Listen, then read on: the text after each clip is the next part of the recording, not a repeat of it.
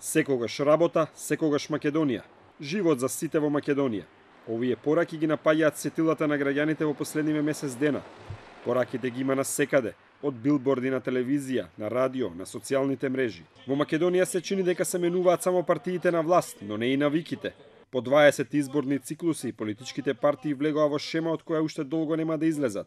Пред избори мерат кој направил поголем митинг, кој има поголем билборд и подолга реклама.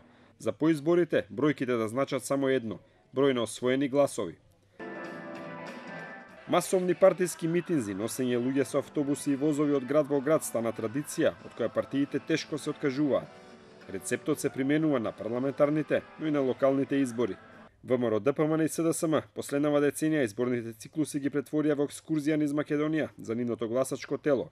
Гласачи од сите страни на земјава се носат од еден во друг град, се покажува моќ во масовноста преку привидот за поголема поддршка од граѓаните, иако станува збор за собири некои партиските војници, најчесто имаат обврска да се појават.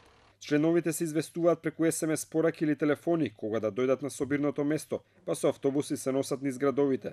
По завршувањето си заминуваат секој во својот град, се до следниот повик за присуство. Снимките од дрон станаа тренд последниве 2 години. Добро измонтираниот видеоматеријал треба да покаже како реки народ ги поддржуваат партиите. Но масовноста не секогаш им оди во прилог на партиите, посебно кога станува збор за нивната се присутност за време на изборите. Клучни се пораките. Дали говориме за традиционалните, дали говориме за социјалните медиуми, клучни се пораките и публиката на која што се обраќаме. Ако го разбереме тоа, ќе излеземе како политичари и како општество од една многу голема замка. Тоа е мислењето дека колку повеќе билборди имаме, толку повеќе ќе ги убедиме граѓаните. Колку повеќе реклами на социјалните медиуми почесто излегуваме, дека толку повеќе ќе ги убедиме граѓаните. Не, важно е да имаме стратегија како ги трошиме нашите средства, на кого се обраќаме, која фреквенција сакаме да ја постигнеме за да постигнеме ефект, а при тоа да не направиме досадност или контраефект. И СДСМ и ВМРО ДПМН покрај масовните собири се присутни на социјалните медиуми, а за разлика од минатите избори имаат поголема активност на YouTube.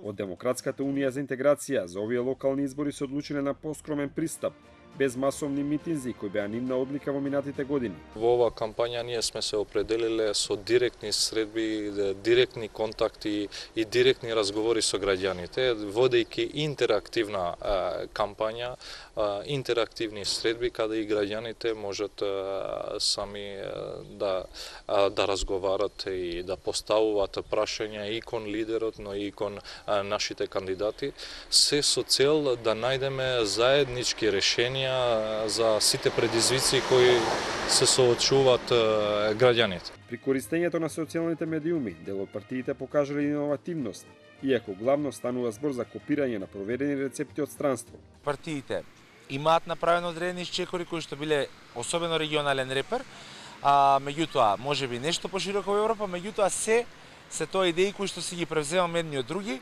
најмногу се разбира од САД. Во текот на изборната кампања, кандидатите за градоначалници како да ги има на секаде, па многумина би рекле дека малку не достига па тие да излезат од фрижидер.